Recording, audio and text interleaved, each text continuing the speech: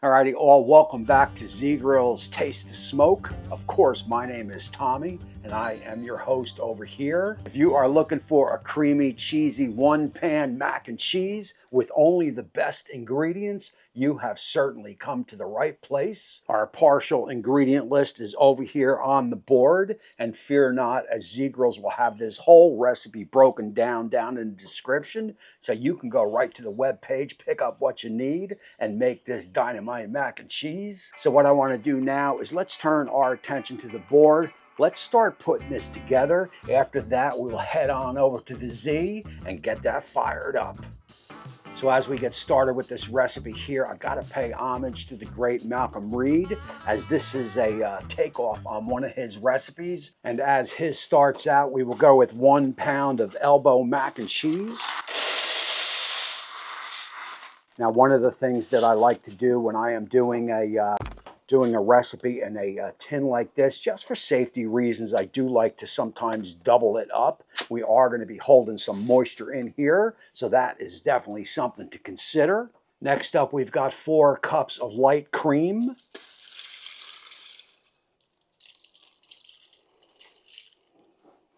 2 cups of regular milk.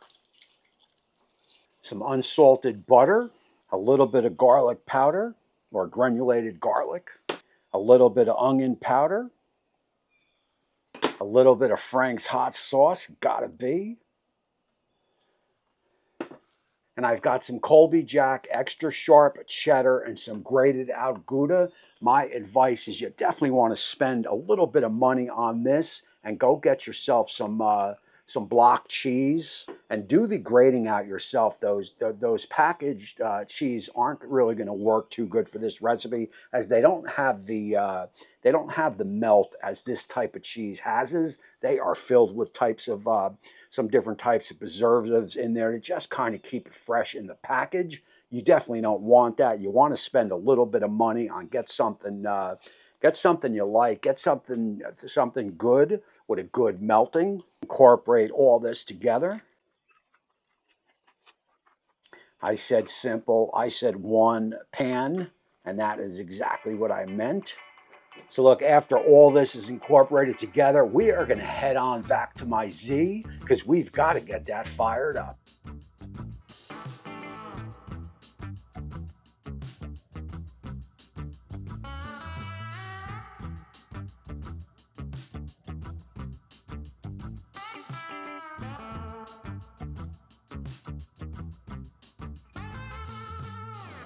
Alrighty, so once that Z-Grill comes up to temp, we are talking anywhere between 160 and 2 1/4. You want to try to do it on the super smoke setting if you have it, just to add a little bit of smoke flavor into this mac and cheese. And we are going to run it for 90 minutes.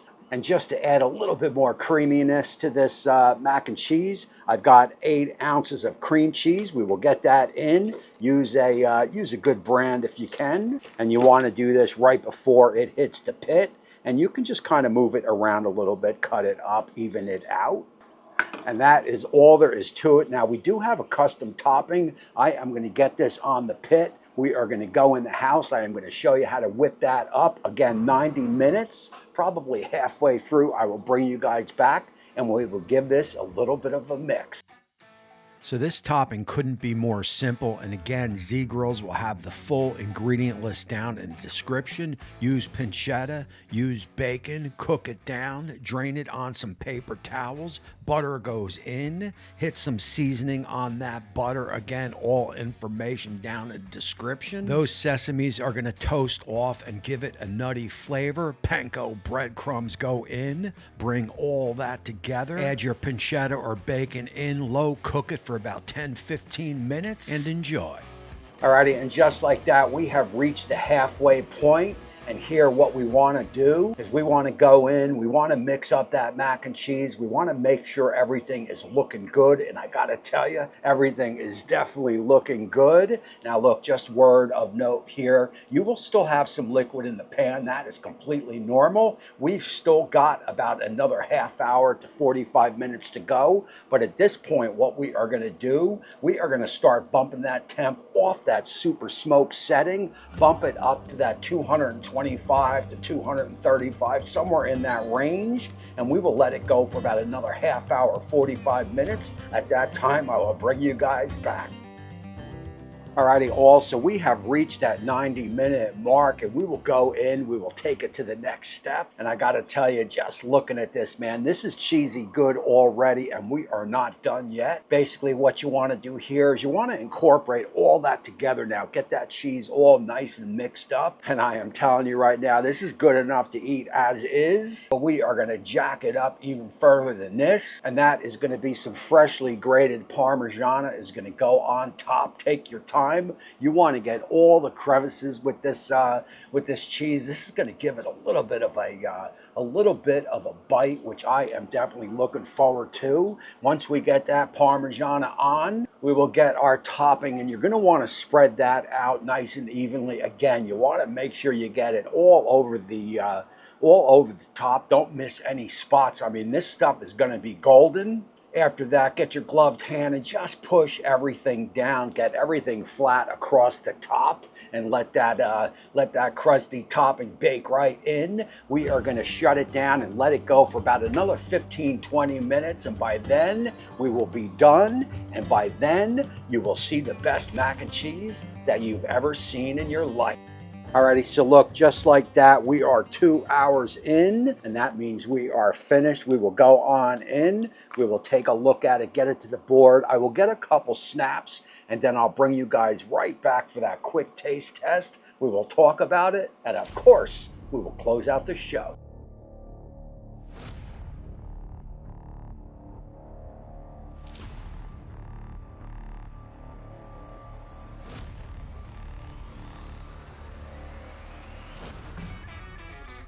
Alrighty, and that is it right here. And I gotta tell you, I had to take a couple snaps and I took a couple spoonfuls.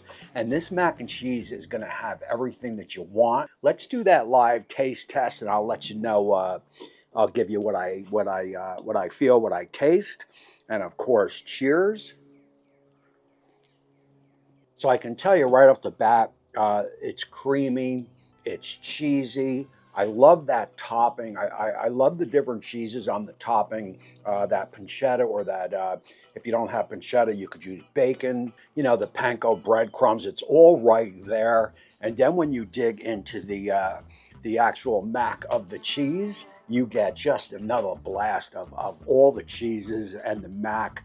That cream cheese, you get a little hint of that. It is all in there. I am telling you, this is one of the best mac and cheeses that I've ever made in my life. And if you guys pick up the simple ingredients and make it on your Z, you will probably agree with me. I mean, it is that good. So make sure you get outside, fire up those Z grills so you also could taste the smoke. And don't forget Z Grill's Facebook page, the aforementioned website, also the YouTube channel, the Instagram channel. You follow all them, and Z Grills will have you smoking, have you grilling all year long. Other than that, I appreciate you all for watching. Again, my name is Tommy. This is Z Grills, and until next time, we will see you soon.